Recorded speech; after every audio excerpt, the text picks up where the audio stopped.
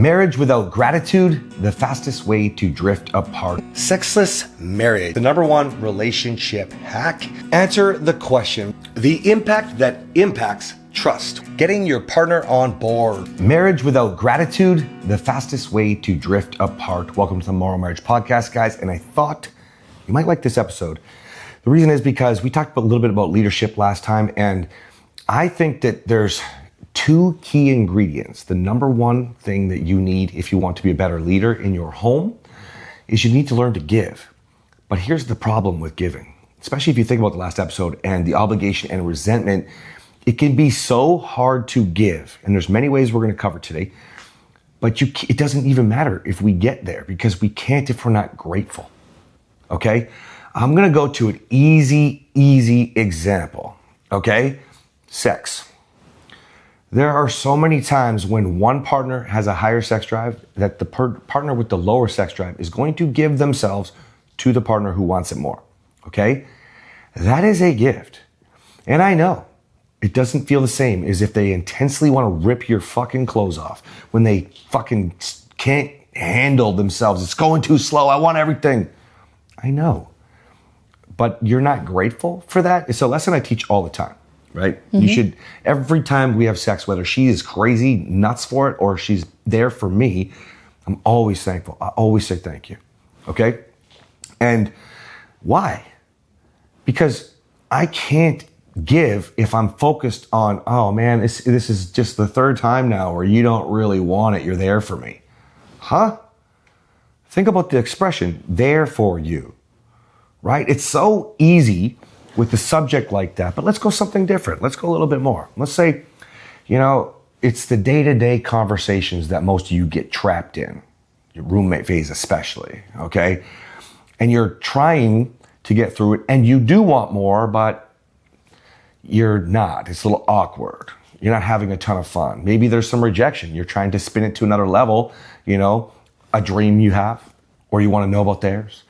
Some fun you want to do, let's say a date or a home date, whatever, and it doesn't feel connected. You're not even grateful for what connection you do have. I want to take this even further. Go back to when Kathryn was talking about, I just need you to have one reason, one shred of fucking hope. I don't care. I'm going to use it and I'm going to build on it. That's what we do.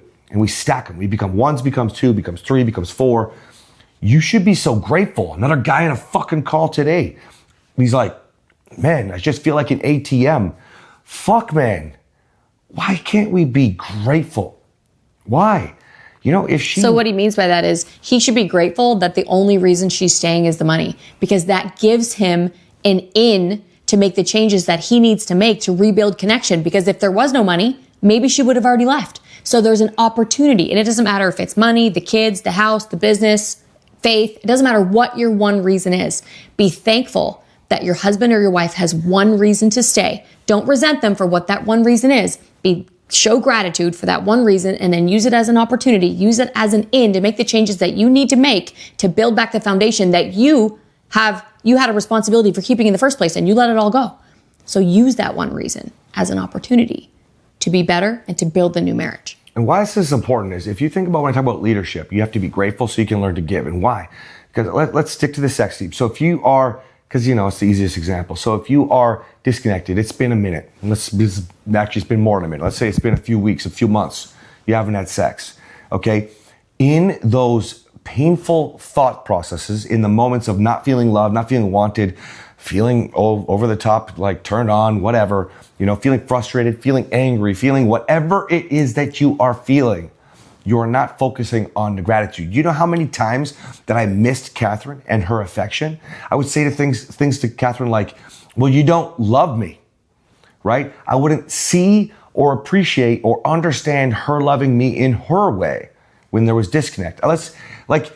When you focus on all of this shit, you lose your opportunity to be grateful. Instead now, say Kathryn, it happened recently. She was not feeling well for like 4 days, okay? And I intentionally focus on when we touched, when she touched me, when she said, I love you, when she was cute, I fucking love you, when she said, thank you, I enjoy the family time, or whatever the things that she said or did. I'm grateful for that. I even went as far as to say thank you. I've noticed how much effort you're putting in. Listen, you might be saying, but Cass, no, fuck, my partner doesn't do all that shit. Not only do we not have sex, but I don't get any of that. They are doing something right.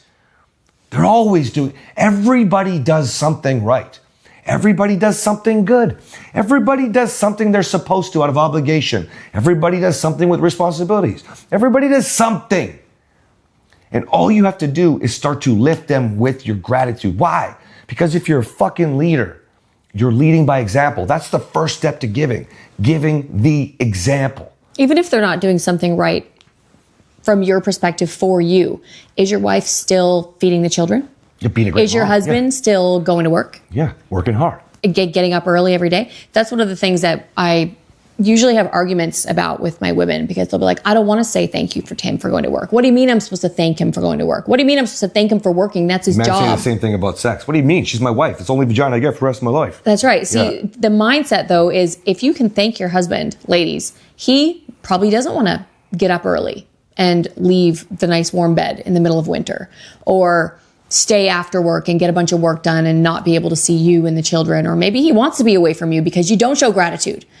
Just like maybe you, when you got married, you had the agreement that he would go to work and you would raise the kids. And this obviously isn't the only example. And he might say, oh, I don't want to thank her for taking care of the kids. She chose this. Well, do you know what? Maybe you'd rather get up and go to work some days because you get frustrated with the children and you get frustrated with not having your own friends in your own life. Wouldn't it feel better if your husband was thanking you for the things that, yes, you agreed to do them? And yes, they're hard.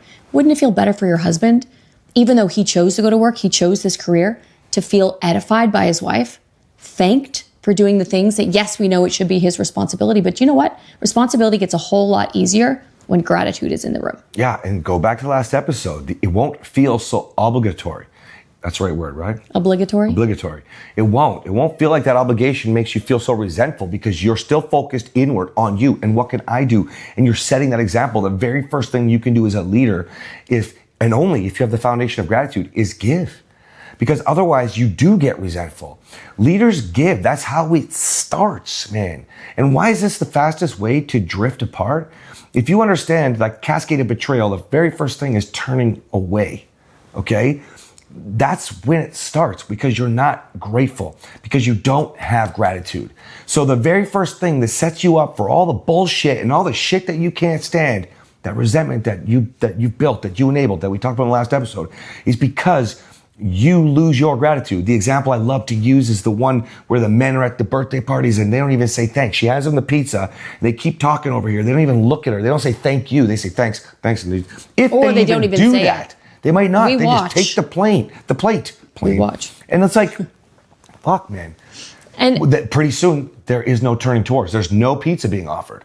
Nothing. Well, it's entitlement and complacency. Yes. I think you have to think about and speak about it in a really positive way. Mm-hmm. Because, so I'll say all the time, if Cass stopped doing what he did, our whole life would crumble. Because he's at the top of the food chain when it comes to our business, when it comes to our life. Same way that he would say about me, I'm the best mother. If I stop parenting, if I step away, our family's screwed.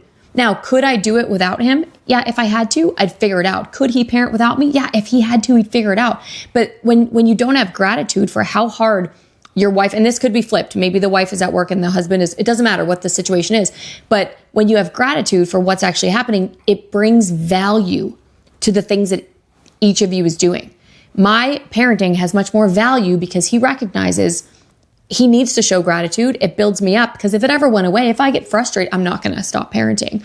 But some people do, guys. Some of you wives have already walked away from your kids. Dads, same thing. Walked away from your job. You don't have any responsibility. Part of that is because you weren't a team and you weren't building each other up, because when you're connected, you don't give up on those things.